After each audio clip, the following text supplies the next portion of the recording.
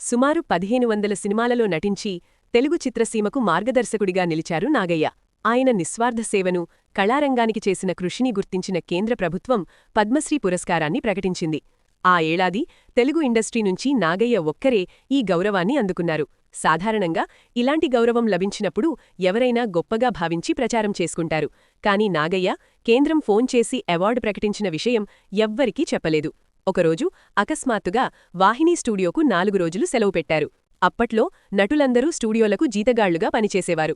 దీనిపై అక్కినేని నాగేశ్వరరావు ఆరా తీశారు. నాగయ్య షూటింగ్కు సెలవు పెట్టారని తెలిసి ఆయన ఇంటికి వెళ్లి పరామర్శించారు. అప్పుడే పద్మశ్రీ అవార్డు లభించిన విషయం బయటపడింది. ఇది తెలిసిన ఎన్టీఆర్ గారు ఆనందం తట్టుకోలేకపోయారు. నాన్నగారు, మాకు చెబితే ఒక ఉత్సవం ఏర్పాటు చేసేవాళ్లం కదా అని నాగయ్యతో అన్నారు. దానికి నాగయ్య చిరునవ్వు నవ్వి, నాకన్నా మీరు బాగా నటిస్తున్నారు, మీక్కూడా వస్తే బాగుండేది అని వినయంగా బదిలిచ్చారు. నాగయ్య మాటలకు ముగ్ధుడైన ఎన్టీఆర్ షూటింగ్ స్పాట్లోనే ఆయన పాదాలకు నమస్కరించి ముద్దు పెట్టుకున్నారు. ఇది ఆయన పట్ల ఎన్టీఆర్కు ఉన్న అపారమైన గౌరవాన్ని, ప్రేమను చెబుతోంది. ఆ తర్వాత ఎన్టీఆర్ తన సొంత ఖర్చులతో 200 మందికి భోజనం ఏర్పాటు చేసి నాగయ్యను ఘనంగా సత్కరించారు.